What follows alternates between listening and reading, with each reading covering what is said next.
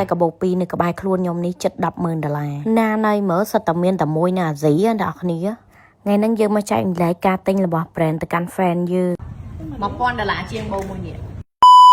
ចែកម្លែកទៅកាន់បងប្អូនស្រីៗយើងដែលមានបំណងចង់ទិញកាបូប brand ណាបើសម្រាប់ខ្ញុំអ្វីដែលចង់ចែកម្លែកចាគឺរបស់ខ្លះថ្លៃគួរទិញរបស់ខ្លះមើលទៅថ្លៃអត់តំណងទិញ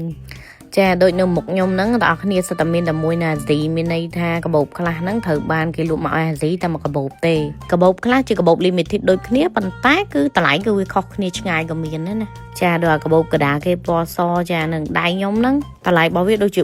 $40,000អ្នកទាំងអស់គ្នាចាប៉ុន្តែអាបលីងនៅលើដៃខ្ញុំអាហ្នឹងរៀងធូរថ្លៃជាងវិញហើយបាទខ្ញុំកាន់ពណ៌រៀងបែកមាសកម្ៅនេះអត់ដឹងថាអាហ្នឹងស្បែកពោះឬក៏អីណាប៉ុន្តែអាហ្នឹងក៏ថ្លៃគួរសមដែរណាចូលខ្ទង់10000ដូចគ្នាតែគ្រាន់តែខ្លះទៅ10000ជាងយ៉ាងតែខ្លះ40000យ៉ាងណាទាំងអស់គ្នាប៉ុន្តែអសហ្នឹងបើថាថតរូបមើលទៅអានេះខ្ញុំមើលទៅតំណងស្អាតតែប៉ុន្តែដល់ពេលកាន់ទៅវាស្រាលពេកអសហ្នឹងហើយបើពណ៌រៀងកាប់ស្តាំងនេះវិញទាំងអស់គ្នាចិត្ត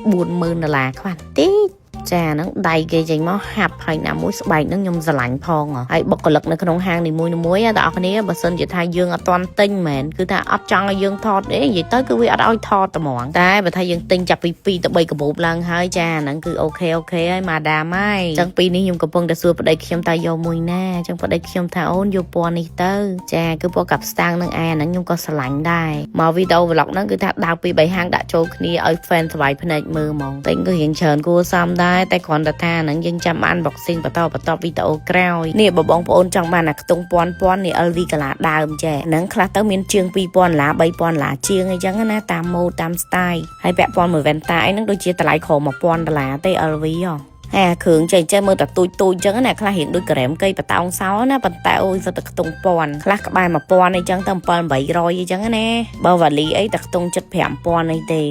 លក្ខណៈបើសិនជាកាបូបលក្ខណៈ carry on ដាក់នៅលើវ៉ាលីចឹងណាយើងកាន់ឡើងយន្តហោះបានណាហ្នឹងតម្លៃក្បែរ5000ហ្នឹងដល់គ្នាយើចាំទៅអាពួកកាឡាដើមហ្នឹងគឺវាអត់សូវថ្លៃដូចអាកាបូបខ្ញុំកាន់មុនហ្នឹងទេបើថាមានតែមួយម៉ូដហ្នឹងមានតែមួយនៅអាស៊ីហើយជាពិសេសអាម៉ូដខ្លះហ្នឹងមានតែមួយលើលោកអីទៀតអាហ្នឹងសិតតែឆ្ងាញ់ហើយកាបូបគឺបែបអញ្ចឹងណា brand គឺវាមានអាពពួក limited សម្រាប់ឲ្យយើង enjoy ខណៈថាយើងជ្រើមអីចឹងណាប៉ុន្តែបើកាឡាដែលទូទៅគេក៏ទិញបានយើងក៏ទិញបានណាអាហ្នឹងគឺតម្លៃរៀងធូរថ្លៃទេខ្ញុំនិយាយពាក្យធូរថ្លៃមិនមែនតែថាចង់ខ្ជិះណាតែអ្នកគ្នាធូរថ្លៃនៅក្នុងកម្រិតពួក brand អស់ទាំងហ្នឹងហើយពេលហ្នឹងដូចជាខ្ញុំទិញបានដូចជា4-5កាបូបដែរហ្នឹងតែអ្នកគ្នាហើយបន្ទាប់មកខ្ញុំទិញគ្រឿងអីផ្សេងច្រើនទៀតក៏តែចាំ unboxing ជូនអ្នកគ្នាមើលចាបើក្បាលដំបងគឺថា sale អត់ចង់ឲ្យយើងថតទេណាតែអ្នកគ្នាចាសូម្បីតែមកប៉ុសក៏ឲ្យយើងថតដែរតើយើងទិញសិនព្រោះពេលខ្លះដល់ពេលដែលយើងថតទៅគេខ្លាចយើងអត់ទិញតែអ្នកគ្នាចាអ្នកខ្លះគេអាចនឹងគិតថាយើងយកទៅ copy ចម្លងអីចឹងទៅឲ្យរបស់ copy គេធ្វើតាមអីចឹងណាលក្ខណៈគេប្រយ័ត្នបែបហ្នឹងចា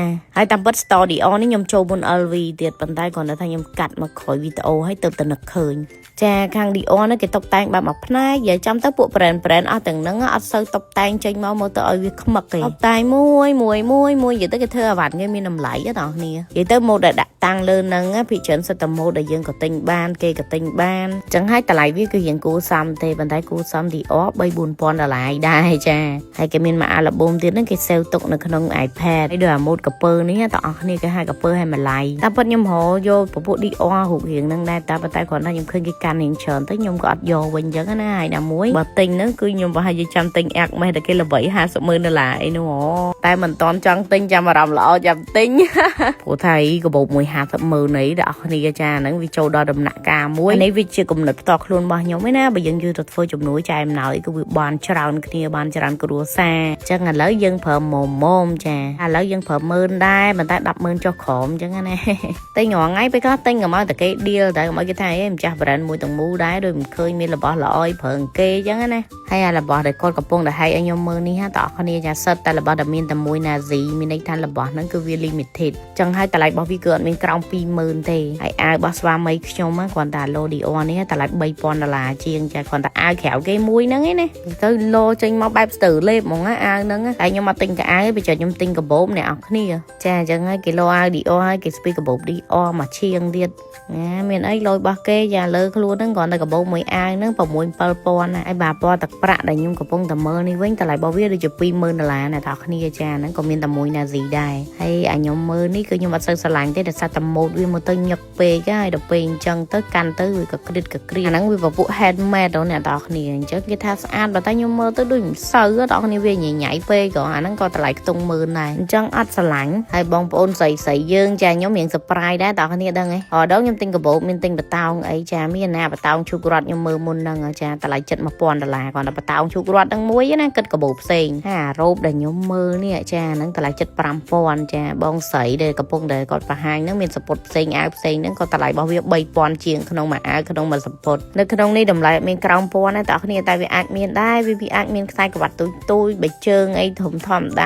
ាហើយណាមួយទៀតពាក់ព័ន្ធមួយបោចង់សក់ហើយនឹងបតោងសោយពពួក keychain អីហ្នឹងអាហ្នឹងបានតម្លៃរបស់វាអាចនឹងក្រោម$1,000ចាក្រៅពីហ្នឹងគឺត្រៀមខ្លួនតែចូលមកហាងនេះហើយប៉ះសែលបកាយនិយាយទៀតចា only one limited តែយើងវូហើយអាកាបូបឈូកទូចនេះជាង$2,000តែអស់គ្នាចាគេ free ឲ្យយើងហើយគេមាន free សូកូឡាគេមាន free នំកុកគីទឹកសុទ្ធអីចឹងទៅប៉ុន្តែសូកូឡាឡើងវិញសឡប់ free អត់ free របស់ឆ្ងាញ់ហើយបន្តិចមកហើយបបោទូចនេះវិញខ្ញុំក៏បានទិញដែរតែអស់គ្នាចាតម្លៃប៉ុណ្ណឹងណាជាង$700គ្រាន់តែមួយហ្នឹងណាតែច្រឡំតែឃើញទូចអញ្ចឹងឯងច្រឡំដាក់គិតលុយផ្លែតអីហើយឆ្ងាញ់អាវនេះក៏អញ្ចឹងដែរតើអ្នកមើលរូបរាងអញ្ចឹងនេះឲ្យ$2,000ជាងខ្ញុំហួសចិត្តអើយណាមិនតំណងត្រូវទិញបាច់ទិញទេតើអ្នកហ្នឹងគឺជាការចែករំលែកពីជាយៈទៅចាហើយបើកងដៃនេះក៏ brand ដែរប៉ុន្តែគ្រាន់តែតម្លៃដូចខ្ញុំភ្លេចបាត់ហើយតើអ្នកដឹងប្រហែល$1,000នេះមើលទៅស្អាតដែរតើអ្នកហ្នឹងគឺដូចគុជហ្មងនៅក្នុងចំណោមហ្នឹងកាដូរបស់ fan ក៏មានដូចគ្នាអញ្ចឹងចាំអត់ណាតែជាយៈទិញអីផ្ញើ fan ចាតែទិញច្រើនទស្សនាវដ្តីដែលយើងកាន់មើលហ្នឹងក៏គេឲ្យយើងដែរនិយាយទៅស្អីក៏ប្រកបចិត្តយើងនេះណានៅហាងហ្នឹងចាបើ channel វិញនៅលើតុហ្នឹងគឺយកទាំងអស់ចាហើយក៏មិនដឹងថាមួយណារបស់ fan ដែរឥឡូវចាំអត់ទាំងអស់គ្នាណតម្លៃរាប់ពាន់ដុល្លារណាអ្នកតើគ្នាបើ channel មុនហ្នឹងគឺតម្លៃវា$75,000ដែរក៏មានអា limited ខ្លះអញ្ចឹងទៅតម្លៃ$100,000អញ្ចឹងទៅខ្លះក៏$10,000ជាង$20,000របស់ brand អស់ទាំងហ្នឹងឲ្យតែថាមួយណាដែលថាអត់សូវមានឬក៏លក្ខណៈពពួក limited អាហ្នឹងគឺថ្លៃខ្លាំងបើសិនជាតាំងទូទៅគេក៏មានស្ពេយើងក៏មានស្ពេអាហ្នឹងអត់សូវអីម៉ាទេ$1,400មួយហ្នឹង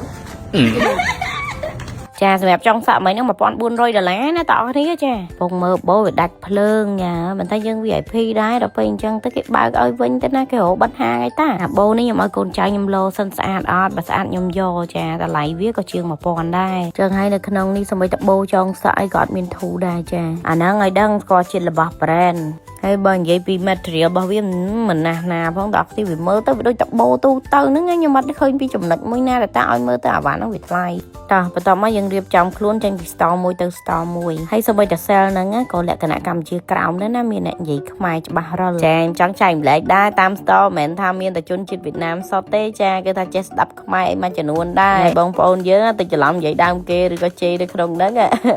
ងអូខេបន្តមកយើងក៏បានរៀបចំខ្លួនដើម្បីចេញទៅពលានវិញតាមពិតខ្ញុំត្រូវដើរលេងបានច្រើនថ្ងៃទៀតបងប្អូនអើយទិញកវ៉ាន់ច្រើនទៀតប៉ុន្តែគ្រាន់តែថាយើងប្រញាប់ការងារនៅខ្មែរនោះគោលដៅខ្ញុំឡើងនេះគឺខ្ញុំឡើងមកបើកក្រុមហ៊ុននៅវៀតណាមទេពីព្រោះវៀតណាមគឺ strict ណាស់អញ្ចឹងរបស់ដែលមានស្តង់ដារគឺទាមទារការបើកក្រុមហ៊ុនមិនមែនចេះតែយកទៅតាំងលក់តាមផ្ទះតាមតូបបានទេណាខ្ញុំសូមបញ្ជាក់ចាតែឃើញវីដេអូហ្នឹងគឺចូលទៅចាប់ហើយអត់មានឯកសារក្រុមហ៊ុនមកបង្ហាញទេគឺថាដឹងតែចុះសម្រុកទៅរកអ្នកលក់ហ្មងហើយនេះដែរចាពាក់ព័ន្ធជាមួយនឹង on the way ចាកំពុងតែវីវក់ឆ្លក់វែងមួយសាច់ខ្លួនឯងក៏ឆ្លៀតថតទុកអត់ទេមកវឹកបុកញ៉ាំ collagen ដល់បងប្អូនគ្នាស្បែកក៏តែរុនរោមគ្មានហើយសំខាន់ណាសស្មៅដូចគេចាក់ថ្នាំអញ្ចឹងហើយស្បែកវិញមិនមែនគេហៅស្បែកឆ្អែតជិតទឹកបងប្អូនគ្នាជួយមកអាលងផុសចេញពីក្នុងហើយវាស៊ីជាមួយនឹងឈុតវីតាមីនស្បែកហើយនឹងលេដែលយើងប្រើត្រូវទៀតនោះចាដាក់មក fit គ្នាសាហាវស្បែករកកន្លែងទាស់អត់មានទេតែវីតាមីន3ខែទៀតបានចូលស្តុកអញ្ចឹងហើយទិញទុកប្រើហើយអ្នកប្រើត្រូវខ្ញុំសូមបញ្ជាក់ហើយខ្ញុំមិនមែនចេះតែថាដាច់ស្តុកហើយក្រុមហ៊ុនមាននៅពេញឃ្លាំងឬក៏មានលក់ទៀតទេណាអត់ទេចាតែថាដាច់ស្តុកគឺដាច់ស្តុកហើយនៅពេលដែលចូលស្តុកទើបខ្ញុំមានលក់ទៀតនិយាយចាំទៅដូចជាអ្នកដែលគាត់លក់អវ៉ាន់ខ្ញុំគាត់ស្គាល់ចរិត brand របស់ខ្ញុំហើយ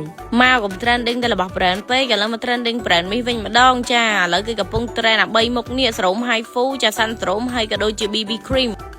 មើលតែមុខទៅដឹងណាតោះគ្នាចាឈុតកំពុងតែ trend អស់តែស្រោម Haifu លើប្រអប់ដៃដល់នេះឃើញចាចាំងផ្លាតដូចគេចាក់ឈ្ហួយចូលមុខចឹងទេបើថាទំនាប់ស្រោម Haifu ដាក់ចេញមកភ្លឹងចឹងខ្ញុំដាក់តាំងយូរអានេះខ្ញុំដឹងពីខ្ញុំមកវិញណាតើអ្នកគ្នាធៀបពិតទៅសរោមយើងអាចប្រើប្រាស់ពីក្រោម make up បានប៉ុន្តែគ្រាន់តែជាទូទៅខ្ញុំជួយចិត្តប្រើពីក្រោមតែ night cream ហើយនិង vitamin ចាដល់ទៅពេលអញ្ចឹងមានណាលោកចាំងមុខចាំងក្រោយនេះសាច់មុខគូចុញមកផ្លឹងដូចគេអត់ចឹងណាបងប្អូនឃើញទេចឹងមិនថា brand មីមួយបងប្អូនចាមិនថា collagen ញ៉ាំចូលខ្លួនមិនថារបស់ប្រើក្រៅកាយបើតែរបស់អត់គុណភាពជប់ស្បែកមុខស្បែកខ្លួនអញ្ចឹងជប់មិនក៏មិនចេញដែរតតែទៅចាក់ជួសរោមតែធ្វើមិនចាស់ brand មីប្រើតែវ៉ាន់ខ្លួនឯងណាដែលមានប្រវត្តិចាក់មុខកែសម្ផស្សផងហ្នឹងហើយក៏ចង់មកបង្ហាញវត្តមានកូនស្រីយើងដែរចាលេខក្លៀកគឺយើងនឹងចេញមកក្លិនទៀតតែអស់គ្នាប៉ុន្តែអាចាស់ក៏យើងនៅតែលក់ដដែលអត់មានឈប់លក់អាចាស់ចេញអាថ្មីណាដំបូងថាថ្មីហ្នឹងថាយកខ្លងពណ៌សដល់ពេលដាក់ពណ៌នេះទៅវាលិចជាងក៏សម្រាប់ថាយកពណ៌មាសវិញយើងចេញបានពីរក្លិនអីទៅក្លិនលេខក្លៀកអីហ្នឹងវាដូចតែទឹកអប់យើងផ្លាស់ប្ដូរក្លិនហ្នឹងឯងក្លិនណាដែលចេញមកលុយយើងដាក់ជូនភ្ញៀវយើងទៅយើងហៅមកបានហើយណោះអូខេឥឡូវមកដល់កម្ពុជាហើយអ្នកទាំងគ្នាចាតោះពីយើងធ្វើការត្រាំត្រែងនៅលើយន្តហោះអស់រយៈពេល7 1ម៉ោងហើយទាំងគ្នាដឹងហ៎ទោះបីចា UV ដែលវាឆ្លងពីកញ្ចក់មកក៏ដោយក៏វា affect មកលើស្បែកយើងដែរអញ្ចឹងហើយកុំភ្លេចណាតោះគ្នាប្រើតអុកប្រាក់ទៅហាសាររី apply ទៅស្បែកអាឡងចាំងផ្លាប្រាប់ថាលាបអុកប្រាក់យកទៅស្បែកយើងដូចគេច្រោះអញ្ចឹងគឺថ្លាឆ្វាំងហ្មងអាហ្នឹងយើងលាបដល់ពេលថ្ងៃណាតោះគ្នាការពារ UV ស្បែកបានល្អហើយទាំងអស់គ្នាដឹងហើយស្បែករបស់ខ្ញុំមិនដែលមានប្រវត្តិបែកអិចរុយទេអញ្ចឹងមិនថាប្រើវ៉ាន់អីក៏ដោយឲ្យតែប្រើតាមក្បួនខ្នាតរបស់ brand មួយហ្នឹងគឺយើងត្រូវតែទទួលបានផលឲ្យតែ brand ហ្នឹងមានគុណភាពពិតប្រាកដចាអញ្ចឹងហើយជាមកចែករំលែកកុំឲ្យឃើញថាអូថ្ងៃឆ្លងចូលកញ្ចក់ហ្នឹងវាច្រោះ UV ហើយវាមិនប៉ះពាល់ដូចនៅពេលដែលត្រូវពលឺព្រះអាទិត្យផ្ទាល់ទេចា no ហើយចាសាច់មុខសាច់ខ្លួនក៏ដោយអ្នកអាចាំងចូលកញ្ចក់ឡានក៏ដោយចាអាកញ្ចក់អាគារក៏ដោយយាយចាំទៅគឺត្រូវតែការពារយាយដល់ទៅតាំងពីភ្នែកទៀតអ្នកខ្លះអត់មានមញោមទេប៉ុន្តែគាត់ត្រូវប្រើវ៉ែនតាការពារភ្នែកហើយត្រូវតែចងចាំតែប៉ុណ្ណេះទៅចាអាត្រីងៀតទាំងសកាហ្នឹងវានៅហាលឆ្អិនគិតមើលចុះតម្រាំស្បែកដែលផោផង់ខ្ចីញ៉ាញ់ដូចជាយើងនេះអូខេតើអ្នកនៅពេលមកដល់ពលានយើងក៏ចាប់ផ្ដើមរៀបចំទៅផ្ទះវិញចាហើយចំណាយពេលវេលាជាពីផ្ទះខ្ញុំមកពលានប្រហែលជា1ម៉ោងជាង7 ម៉ោងហើយមកដល់ហ៎កូនប្រុសខ្ញុំគេនឹកម្ដាយគេដែរតាគេមកអោបគេមករត់និយាយទៅមិនឲ្យស្រឡាញ់យ៉ាងម៉េចបើចេះយ៉ាងហ្នឹងនោះឥឡូវហ្នឹងយើងមានកូន2នាក់មិនអាចអោបរត់តែម្នាក់បានទេចាអញ្ចឹងត្រូវមករកម្នាក់ទៀតចាគេបែងអញ្ចឹងឲ្យត្រៀមណា fan ទាំងអស់គ្នាចានេះគឺជាកាដូសម្រាប់ fan ក៏មានខ្លះដែរមិនថាមានតែបោះជាយៈសុតទេចុះវីដេអូក្រោយជាវីដេអូ unboxing និងបង្ហាញកាដូរបស់ fan អរគុណ